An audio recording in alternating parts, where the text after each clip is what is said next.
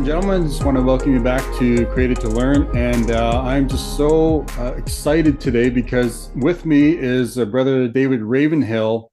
And the part of my excitement is that he is my first guest making his second appearance on the show.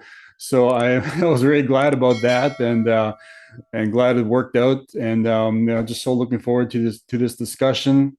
And there's been some things that have been stirring in my heart in the last several weeks, and one of the things that I've really wanted to talk about, especially now, is the subject of revival. And I could not think of anyone else better to discuss on the subject of revival other than Brother David himself, because I'm reminded of the many books that he has written, and also along with his father Leonard Ravenhill, who wrote the books that a lot of us enjoy today. At least I have books like Why Revival Tarries and Revival God's Way, and so many others. And like I said, I wanted to discuss the subject of revival because there's been so many moves of God in the past, and I don't necessarily want that to be the primary focus in this discussion. But I do want to know what is happening today. And my guest is joining me today from the United States of America, and I'm in Canada. So, I kind of want to just pull a little bit, even what's happening, even in North America itself, because I know, Brother David, that you've traveled extensively around the world, and I'm not sure how much ministry you've done up here in Canada, but I don't know. Just as a starter. Brother David, if you could just maybe share just a little bit of experiences, even from your travels, like what is happening around the world today, even in America. I know that you still travel quite a bit around the world, and especially around your part of the country. So tell me some things. What is happening out there today? Oh my goodness, that's quite a question. It's difficult it's almost like saying what is the weather like in America, because it may be freezing up where you are type thing, including Canada and America for the illustration's sake, and then down in Florida, of course, people are sweltering. Right. So I think the same thing. I think there are pockets where God seems to be moving, and other places where there's hardly anything going on. I think there's when we talk about revival, I think there's individual revival. In the case, in fact, the first mention of revival in the Bible was Jacob, and he was convinced for well over a decade that his son was dead. Yeah, and so went into a spiritual depression, if not a physical depression, all those years. And then the word came back to him that his son was alive, and it says that his spirit revived, and it's the first mention of revival in the sense of which we he became alive. He became alive for two reasons, really. First of all, I mean, he believed a lie all those years, right? But he heard that his son was basically the ruler of Egypt, the largest and most powerful nation on the earth at the time, right? And again, that he was alive. And I think revival sort of begins when we have a revelation that the Son of God is alive, and he's not ruler over Egypt, he's ruler literally over the nations of the earth, Yes. Yeah. And that revives our spirit. So you've got sort of personal revival like that, and then you've got national revivals, in the case of the Hebrides, not that the Hebrides are a national, but the islands themselves. You've got the Welsh revival, right? Where a nation is impacted. Biblically, you've got the nation of Israel under Hezekiah, who you would say that was a national revival. And so, revival to me, I've always said, is sort of like the Richter scale. You can have an earthquake of 2, and someone said, "Did you feel that?" And you say, "What?" And you say, "Oh, I just felt there was something, sort of moving." And then you have a 7.5, where the whole house is violently shaking, and both of them would be considered earthquakes. And so I think in revival, you've got these varying degrees of revival. So I think there are pockets, but when we think of revival, at least when I do, I think more of the like a real national move of the Spirit of God. Yeah, I was talking to a gentleman that I've never met personally, but we've had quite a bit of dialogue via emails, and he's from I think from Belarus, if not Ukraine. Hmm. I sent him an article I'd read the other day about sort of revival in a way in Ukraine, and he Yeah. said he knew a lot more than I did, and he said the churches over there literally jammed Wow. because of the what's going on there. Yes. Yeah. I think in America we've had it too good for too long. That's right. Yeah. The warnings that God gave to the nation of Israel, and it was God that blessed them. But He said, "I'm going to give you houses and lands and vineyards, and basically, I'm going to make you all what we would say today. You're all going to be sort of millionaires. Um, no Right. mortgages. Not just a house, but lands, vineyards, olive trees. You're going to have basically, you're all going to get a farm each type thing. But then with that, He said, but by the way, that could cost you everything. Because Yeah. turn your heart away from God, even though God gave it to them. And I think in America, we've had that sort of a blessing, if you like, Yeah. but we've allowed the blessing to take away our hunger for God. We don't Mm. need God. I've got a job, I've got this and that. But I think we're beginning now to realize with inflation, COVID and all these other things that are going on, that Yeah. all of a sudden we realize, listen, we're not as blessed as we thought, Yeah. and things are getting worse. And there's a much more now of an anti-Christ spirit that we're noticing in our nation, like you in Canada, Yeah. and so I think it may take that to really produce a real what I would call a sort of a national revival, other than just a meeting here and there where God has been moving for Yeah. 14 consecutive days, and we call it revival type thing. Mhm. Yeah, and there certainly has been some impactful situations that has happened around the world, and I guess some of the more recent tragedies that have happened, especially in America, is starting from 9/11. And I'm glad that you mentioned that. Even the situation in Ukraine was that. When you think of something like 9/11, like you said, it's very similar that there was a lot of churches that were packed, following that tragedy. And it kind of almost brings us to the idea that, it almost has to take tragedy for people to come back to the church. Yeah. And to me, that's unfortunate, that tragedy has to happen, before people, bend towards God and, turn towards God. And I mean, why does it have to take a tragedy, for us to turn back to God? And I know that kind of almost seems like a reoccurring theme, especially in the Old Testament when they came under Babylonian captivity or any other nations. And so, but I kind of think of, why can't it take something like the goodness of God that's going to lead us to repentance? And Yeah. so and so let's kind of just switch gears a little bit to here, Brother David, is and some of those things that are happening in America, by way of situations. You've spoken about COVID, you've spoken about other things that has happened as well. And you talk about the I don't necessarily want to damage the church in any way, but you think about the lackadaisical attitude, that the Western Church has almost gotten themselves into. Like maybe share some examples or maybe situations that have happened that are happening down there. Well, again, there's no question that America has been blessed, but I think Mm, that blessing is also, in some ways, has become a curse. yeah. God is a present help in time of trouble, and unless we're in trouble, we don't need God. My dad used to say, prayer is an acknowledgement of need, Mm, and so you take away the need, and of course, we always have a need in one sense, but we become self-sufficient, and I've got a job, my wife loves me, I've got a good paycheck, the house is paid for, blah blah blah, and so yeah. we coast along, and it takes some of these pressures, and then on a national level, we've taken prayer out of schools, we've Mm, taken down the Ten Commandments, we've compromised on so many what used to be just standards, basically biblical standards that were inherent in the nation, that are no longer there. There's no longer a spiritual foundation. I mean, you can Right. go up to Yeah. people and preach the gospel to them, and they've literally here in America never heard the good news. Mm. And we tend to think, no, that's that's the jungles of this country, or Borneo Mm. or Africa or whatever type thing, not America.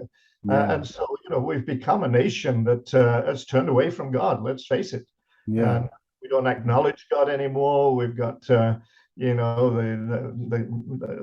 sodomites, if you use a biblical terminology instead of the gay community. But Yeah. biblical thing, I mean, that now is just it's exploding. Mm. It was only 15 years ago where it was almost we're coming out of the closet. They were just beginning to even gain any sort of a voice. Now they've got a megaphone, and everybody has to kowtow to what they believe and whatever. You've got the transgender ideology. Mm.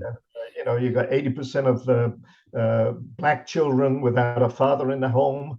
Right. Right. Yeah.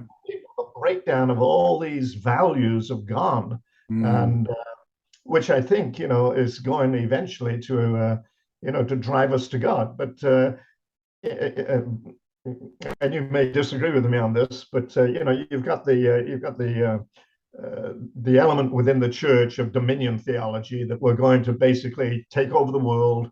And when Jesus arrives back, we're going to hand him, the kingdom on a golden platter, so to speak. And while I do believe that we certainly have a degree of dominion, sin shall not have dominion over you. We've got dominion over sin and so on.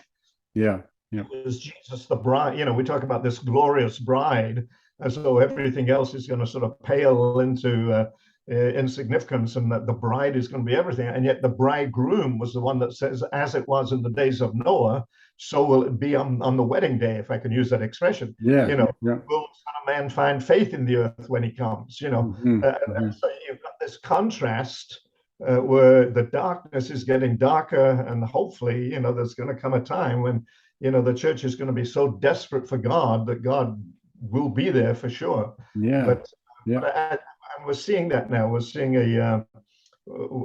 the darkness come on a level we've never seen before. I mean, things that my dad wrote a book many years ago. America's Too Young to Die. In other words, Right. she's only 200 years old, and Yeah. she's already to go on the decline. But what he would say today, I have no idea. Back then, at least, Right. some sort of family values, Christian values in the nation, and so on, integrity. Our streets weren't overrun with gangs and drugs and all these things. There may have been a little bit of that, but Mm-hmm. now it's coming with a vengeance. We've sown to the wind and we're reaping the whirlwind. Abortion now. Yes. It's Yeah. million babies that we've aborted. I mean, God is going to have to judge that. He can't, if he's a righteous judge, he can't just keep on, saying, "Oh, don't worry about it, don't worry about it." I mean, it's terrible, So I think you've got all those things that are, Yeah. And I'm really glad you mentioned that, and I don't want to spend too much time on this. And I'm sure you're very aware of this whole decision that they made with abortion, Roe versus Wade. I don't know. Can you further comment on that whole situation? Because as soon as that decision was made, it seems like everyone just kind of riled everybody up, stirred everybody up, and it really does go to show of how anti-God, of how anti-Bible, we've become. I don't know. Right. Can you comment further on that situation? Well, I mean, basically, all they did, they put the law back into the states. Mm. So really, they didn't do away with abortion. They just said, listen, it's up to you, individual states, to make your own decisions as to whether you're going to allow abortion or not. And some states, of course, have banned it, and others, that was the cry. It was basically a media that twisted the thing to the point where, Oh, right. don't vote for this person, that person, you won't be able ever to get an abortion, So it wasn't that they took away the rights. It was Mm. just that they handed those rights back to the state. Mm. But nevertheless, I mean, just the mentality now of that, you've got, I just read a report the other day where you've got married women that are getting sterilized. They don't want to have any children. There's a real anti-family, it's Right. all every man wants to do that which is right in his own eyes. And Yes. so Yeah. Yeah. It's no, it's frightening. I think I've said for many many years, long before any of this, that I believe we'll have an underground church in America before too long. Mm, The will mm, be persecuted, and Jesus said, hated by all nations, not just everybody but America or Canada. yeah. We Yeah. got a constitution, we got a Bill of Rights. Nobody's going to tell us what to do. Well, all that's changing now, Yeah. and we really are. I mean, the conservative ideology is rooted in biblical principles. Mm, So ultimately, we're going to be the target, yeah. And that was Mike Bickle, and I've said the same thing that he summarizes sort of all current, if you like, eschatology to Psalm 2, the kings of the earth and taking counsel together against the Lord and against his anointed. In other words, the entire ruling class is coming against the church, Yeah. and um, and we're going to feel that more and more. We're the ones that are opposed to pedophiles or homosexuality or abortion and whatever. We've put the restraint on. We've put the fetter on that is held back, if you like, sin from Mm, just exploding. And yeah. they're going to say, no, we don't want those restraints. We want to be able to do what we want to do, And so Yeah. we're going to see that more and more. Yeah. Uh, And it's interesting you mentioned that because I'm not sure if you've heard of that pastor. It was up here in Calgary, Alberta, who was in prison because he had yeah, chosen to continue on with his church services without being without following protocol.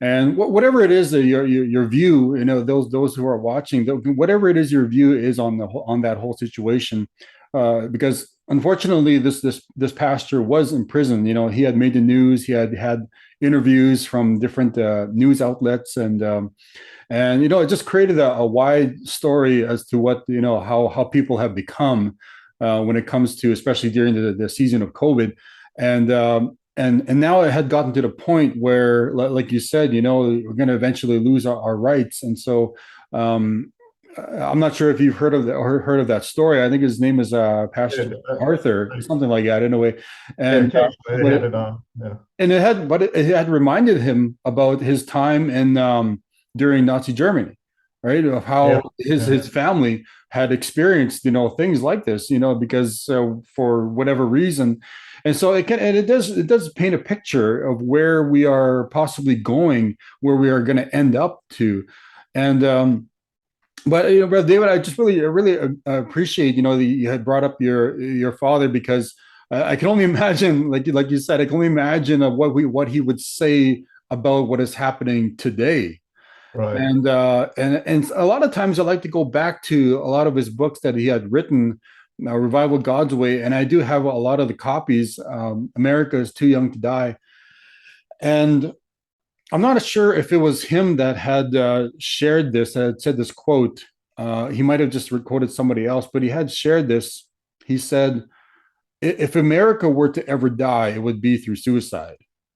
Mm, And I'm not sure if you've heard him say that, right, but right. it had, it really struck a nerve with me when I said that. And I can honestly say the same thing even about Canada, because Yeah, yeah, I would almost agree that we are almost in the same situation of where possibly America is right now. right, And right. so I want to just throw this at you here today. Right next here is what are some of the things that we can do as a church, or maybe even the church itself? What needs to change, and what can we do today? What must we do today? Yeah. Well, I think first of all we've got to become aware that the times that we're living in. I Mhm. remember many years ago. I'm talking about, well, it wouldn't be that many, but maybe 15 years ago, something like that. Mhm. I was talking to Brother Andrew, God's Smuggler, the book that he wrote, Mhm. and he said, I've stopped coming to America to minister, at least cut down drastically. He Mhm. said, because America doesn't believe that they will go through persecution. Mhm. And of course, his whole thing was getting the Bible into, to nations where there was persecution and the Bible was banned and so on and so forth. But he said Yeah. America refuses to believe that. So I think, first of all, we need to be aware of what is really going on. And then, as my dad would say, the answer to everything really is prayer. I Mm. mean, God, but, making contact with God. God's the one that ultimately is going to bring the answer. But, my dad used to say, oh, even before all of this sort of thing, he said, I would never pastor a church in America if I was called, no Mm. matter what size congregation, or no matter what size salary they offered me, Wow. unless they would guarantee a half night of prayer. In Yeah. other words, he said, we've got to pray. And to him, it wasn't just praying an hour, it was a half night of prayer. Mm. And not that it was, not that it was the time as much as the willingness to really get on our face before God and pray. Yes. And I think that's what it's going to take. It was only when you mentioned it before, the book of Joshua, or Judges, I should say, time after time after time, it was their cry under the pressure of the moment, whatever nation they were in bondage to, their cry arose. Children of Israel in Egypt, their cry arose, and God said, I've heard your cry, I've come down to deliver you. I Mm. don't think we've got to that place yet where there's a real cry. Mm. God, we need you, but Yeah. I think that day will come. And so I think preaching along that line, I think also, we've allowed a lot of compromise in our preaching. Mm. So I jotted down a few things comparing some of the questions, the difference between the church of, 30 years ago and the church today. Yeah. Yeah. I mean, I was raised where you go to three meetings a week, Mm. the Sunday morning, Sunday night, and Wednesday night typically, and then prayer meetings here and there. Now we've pretty well reduced that to one Yeah. meeting. So Sunday morning, if you do have a Sunday evening, it's like, well, we'll have the young people sing, or we'll bring in a special group, and then Wednesday night is almost non-existent sort of thing. Mm. Um, Yeah. the message has gone from a good 45 minutes or an hour down to about a 20-minute message. And I'm not saying that you can't say a lot in 20 minutes, but we've got a lot more man-centered sort of approach of God being basically your servant and wanting to make your greatest day, your greatest life. And it's all about me and how self-improvement. And so the message of Yeah. death to self, the message of a separated life, of come out from among them, be you separate. All of that is, sort of legalism and old-fashioned preaching. We don't believe in that Yeah. anymore. When's the last message you heard on hell? Yeah. Yeah. And so there's been this whole, new approach. There's a portion of scripture that I don't know if you've ever seen it, but it's in the end of 1 Samuel chapter 13. And it talks about there were no blacksmiths in the land. Mm. The blacksmith, had eliminated, the blacksmith was looking into the future. And of course, it was the Philistines, sorry, Yeah. who eliminated all the blacksmith shops. Yeah. And it wasn't just the fact that Israel was an agricultural nation, and so they were dependent with forks and hoes and axes and so on and so forth. They eliminated all the blacksmith shops, and so they were dependent then upon the Philistines. Every time something broke, they had to go get it fixed and repaired and so on and so forth. But then it goes on to say that that then they went into a time of war, and nobody had the ability to fight, because Mm. the Philistine had not only eliminated the blacksmith shop, but his real strategy was not just to take away the spades and the shovels and the things that they needed to hold their gardens and so on, but the blacksmith made the weapons of war. Wow. And so it Wow. says, on the day of battle, there was no Mm. sword or spear in the hands of any of the people other than Saul and his son Jonathan. I mean, Mm. it's one of the most fascinating scriptures that they could literally eliminate from the entire nation of Israel every single sword and spear or javelin or whatever they used in the entire nation. And then they came in, and Israel was powerless. Mm. And Wow. I said that I Wow. think long ago the greater Philistine, the devil, came up with a plan to eliminate the blacksmith shop in the church, and the blacksmith Mm. shop being the prayer meeting.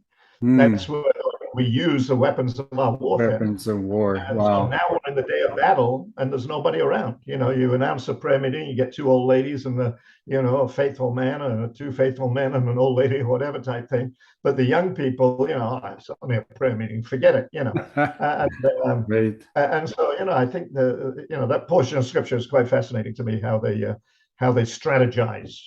Yeah. If we can get rid of the blacksmith shop, they won't be able to produce any weapons of war. If we can get rid of the prayer meeting, then we cut off their power source, and the church is going to be powerless. Yeah. Yeah. And I've actually come across that story, and I'm always reminded of how, like, we talk about battle and we talk about warring, but what exactly are we fighting with? And you cut off your source of weaponry, so to speak, and so therefore we are left defenseless. Shield, axes, swords, and what have you, and for our weapons of warfare, right? And that's so powerful, Brother David, that you mentioned that, because some things have been cut off, like you said, because prayer is warfare. And so if you cut off your sense of warfare, your weapons of war, and then what have you got to fight with, right? Because you think about what Paul says in Ephesians, that take up the whole armor of God, that you might withstand against the wiles of the devil. Yeah. But like you said, we've been cut off. Yeah. And so we're basically left defenseless almost. And and that's so amazing, Brother David, because and you said that the thing that has been cut off is the prayer meeting. Yeah. And our pastor says that so very often to our congregation, that that the prayer meeting should be the most attended service throughout the week, and he's driving that right in us. And most of us, and I honestly think that most of us are getting it, but unfortunately, it's still, Sunday morning is still the most power packed service. But the Thursday night is still needs a little bit of work, but I completely understand what you're trying to say, Brother David, and I just so appreciate what you have said up to this point. And I want to just kind of close off with this last thought here. Is if you had the attention of America, or Canada, let's just say North America in general. If you had the attention of North America, what are some things, especially the church, what are some things that you could say to them, to us right now? I know it's a big statement to make, just to kind of stir us up, to shake us up a little bit, and just kind of just wake up, kind of thing, because I know you said you have a book there, for God's sakes, grow up, right? Yeah. I think I would still go back to prayer. I have a teaching on prayer, and I normally begin by saying to the congregation, now, I want you to imagine that you're a marriage counselor. You're sitting in your office and the phone rings. And on the other end of the phone, there's rather a desperate cry from a husband who says to you, listen, I really need your help, because my wife is no longer talking to me. And you say, well, what do you mean? She only just mumbles a few things here and there during the day type thing. There's no real conversation. He says, oh, no, it's worse than that. It's been weeks since she said anything to me. You mean she doesn't say a word? And you say, he says, no. And the counselor, you're the counselor, and you say, well, when was the last time she spoke to you? He said, well, it was about 2 months ago. He said, our little boy was climbing up in the tree, fell down and broke his arm. And I heard a scream for help that, call the ambulance quick, blah, blah, blah, blah, blah, And so that was the last time that she called you or spoke to you. And I said, yeah. He said, well, what was the time before that? Well, again, it must have been, 4 or 5 months before that. And our daughter happened to fall into the swimming pool, and the alarm went off. And by the time I got there, she was underwater. And again, I screamed for my wife screamed for my help. And so, the counselor, you say, well, so really the only time your wife ever talks to you is when she has a major, major need. Mm. And he says, yeah, I guess so. And you say, well, and then you turn to the congregation and say, well, how would you rate their marriage? And you'd say, well, not much of a marriage. There's no communication whatsoever. And Mm. I said, then we apply that to our relationship to God. Yeah. And the only time we pray to God is when there's a crisis. I've been Right. diagnosed with cancer. I've been, Johnny's broken his arm or whatever type thing.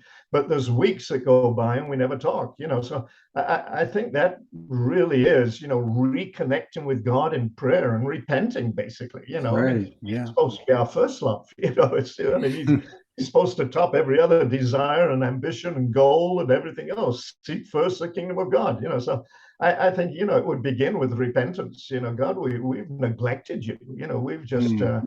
we're doing our own thing and blah blah blah, and forgive us. And restore. The thing that Jesus said, obviously, to the seven churches. The first one, the Church of Ephesus, you've lost your first love. And Jesus said, one of the signs of his coming was not only wars, rumors of wars, and so on, but the love of many will wax cold. Wax cold. Yeah.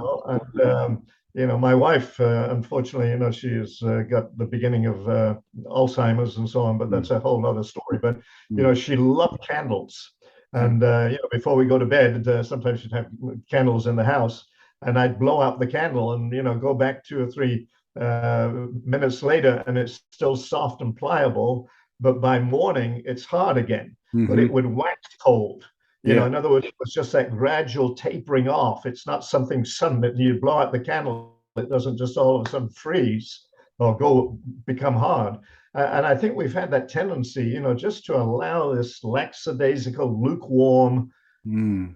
attitude to come in. We're neither hot nor cold. It's not that, hopefully it's not that the average person is, in deep sin or anything else, but, no devotional life, no, we used to have a guy, he's quite well known now in America. And all of a sudden I'm having a memory blank here, but maybe that's just as well. I won't mention his name. But anyway, he's written a number of books. He's a New Zealander, but he used to come to our church. And for a while, he was associate pastor in another church. And he had a policy that when people came to the altar, Mm. he first thing he would say to them when he went up, to help them, do you have a consistent quiet time? Mm. And if they said no, he said, I'm not going to pray for you.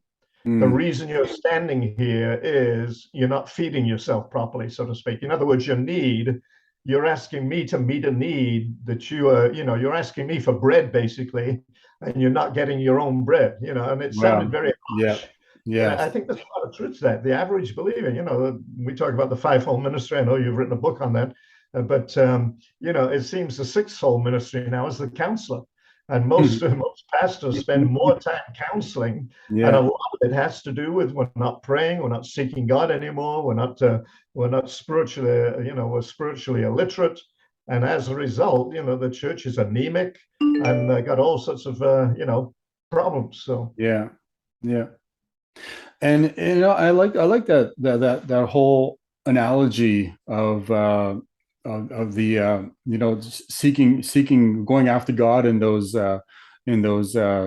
times of tragedy and times of emergency crisis and I really and that's unfortunate, especially for us in North America, that it like I said at the beginning, that it had to take a tragedy like 9/11, for us to yeah, come back, and so many others and that have taken place. And so, well, there needs to be almost needs to be a shift that needs to come into place here, where we kind of where that longing for God's presence, that first love, that what John shares about in Revelation, is that it's that falling in love with Jesus again. yeah, And with that falling in love with Jesus comes prayer, right? That yeah, yeah, devotion, that longing for the presence of God within the church, within the church service. And because I've been, I'm sure you've been in many churches where, at one time, they carried the fire of God, and all of a sudden, a few years, and they kind of just dwindled off a little bit. And I think it really is, Brother David, it's going to take a coming back, to those to right, those to those to those old wells, to those yeah, yeah, amen. what do they call that smoldering wick is what I would Yeah, like to call it, and yeah, fanning that flame back into back into an inferno. And yeah, and I've heard so many sermons, spoken by your father and even by yourself, and just this longing for revival, that I hear in your father's voice and in yours as well. And yeah, I know that here we are in 2022, approaching 2023, and where are we today, as a church? And that's why I had wanted to set up, this discussion on revival, and we need it more and more today. yeah. There needs to be No, a sure. Yeah, reviving of the church, reviving of the believer, and just coming back to life again. It's this that amen. whole this is what we're hoping and praying for, and I hope Yeah, we come. I hope it happens soon, right? yeah, right. So, return of Jesus, right? And that's what we're Amen. looking for. Yeah. Well, there's a great verse in Job, and I prayed it to somebody a number of months ago, and the pastor said, "Never seen that verse before," but I've got it here. Job 14 and verse 7, where it says, "There's hope for a tree when it's cut down." And it Mm, says, though it's stumped dry, it's dry in the earth or something, at the scent of water, it will spring to life. mm, And I thought, the Bible likens us to trees of righteousness and blah, blah, blah. And yeah. we get cut down, either cut down by sin, by discouragement, whatever, accidentally somebody does something, but we get cut down and the root begins to dry up, and we just feel that there's absolutely no hope. Once we had an image and we were tall and birds of the air coming type thing, and now there's nothing left but at the scent of water.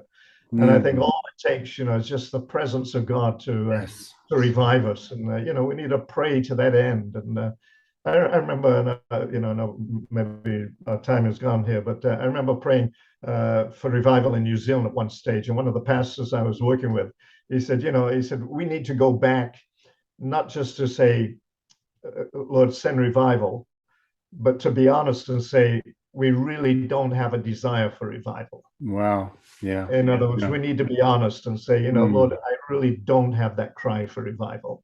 So mm, begin by giving me a cry. We need revival, but if I'm totally honest, I'm happy with my life the way it is, blah, blah, blah, blah, blah. But mhm. and I think we've got to go back to that place of just saying, God, not only do we need revival, but I need revival. I Yeah. don't even feel like I need it right now, you know. Mhm. And so I think that's where it begins, Mhm. with that. It was the Jesus said it was the honest soil or honest soil that brought forth 30, 60, and 100-fold. Mm, It fell into an honest, and I think we've got to begin by being honest. Lord, yeah. I'm not where I should be, or Lord, I don't have that desire to do this or that or whatever, and revive that in me, Lord. Yeah. Yeah. About Yeah. the rest of the church right now, I need that revival. Yes. And I'm not sure if it was your father that had shared this, but as great as a revival of prayer is, and preaching and the church, a revival of all of this are things that you can share and speak on, and what you want to return back to the church is a revival of this and that. And there was one thing you said that there's one thing that we need a revival of, and it's a revival of honesty. Yeah, And you said it. You said exactly it. Is that it's yeah. that honesty.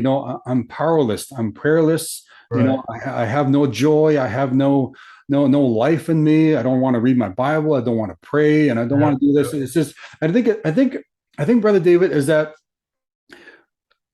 should be the first step for yeah. America and for Canada, to have that honesty. That Honesty. there's no Yeah, joy. There's no life in my church. There's no yeah, even in my very life.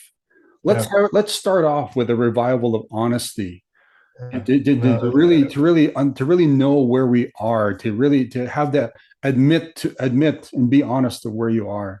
yeah. And And then the other thing I would say to those in the ministry that look to revival as a means of growing the church, mm, you know, motivation. I came across a verse a couple of years ago. I jotted it down here, Psalm 143, verse 11. For the sake of thy name, revive me. mm, For right, the sake of right, your name. In other words, it's got to glorify God. It's not about me or for the sake of my church or for the sake of my denomination or whatever. You know, God, if my motive isn't that you ultimately get the glory out of this thing, you know, then we've missed it. You know, Yeah. God is the designer of the thoughts and the intents. You know, so often we can do things, but God sees our intention. And Yeah. actually, I think it was one of the Pentecostal brethren up in I think it was Halifax many years ago, and he wrote an article for the I think the Assembly's paper or something, but the whole thing was based around that. You know, why do we want revival? You know, Mm. is it to grow our church? Is it for this? Is it to make us look good, compete with some? You know, but the ultimate reason is it's got to glorify God. You know? Yeah. Yeah. Oh man, I'm about ready to get messed up here. Just, it's that whole state, and just that really longing, because I grew up, Pentecostal, and Yeah, I've seen what God can do, in a life, and I've seen miraculous healings. I've seen all these different things, and I can honestly say, that it's actually been a while since I've seen something like that. Um, yeah, and it's something that I long for, in my life, and this is something that we need to get back to. It's great to read about it, like you said, yeah, Welsh revival, Hebrides revival, even in the revival in Pensacola, right? And all these different things. It's like these are just some of the things that we can only brag about from the past, but like it's like what is God doing in your life now? Like right, right, what is happening in our world today, in America, in yeah, Canada, and so on and so forth. But this is definitely what we need. We need God to do something here and now, right? yeah, amen. And Yeah, Brother David, we can. I know you and I can talk more long, probably another hour about all these different things. And so, unfortunately, I gotta cut it off there. no, But that's fine. yeah, Yeah, and but Brother David, so thankful for you for what you're doing, and I just pray blessing upon your ministry, and in your home, and even on your wife as well. I know that thanks. she's struggling, and so, um, but it's I know that you've come from a very long line of revival history. And so I just pray, that can carry on, to Yeah, generations to come, that yeah, people can understand this as this is important, yeah. for, Oh, for sure. Yeah, yeah. so anyways, Brother David, I got to cut it off there. So I just want to Okay. Well, thank God you. bless you, Alex. Thank you. Joy to Yeah, be with you again. but definitely, I still would love to have you come back again and just talk more and more about the things like this. And, maybe, Yeah. maybe we can do a session on prayer even. And the thing that's something that's also been in my heart Yeah. as well. And hopefully we can have a discussion about that. Okay.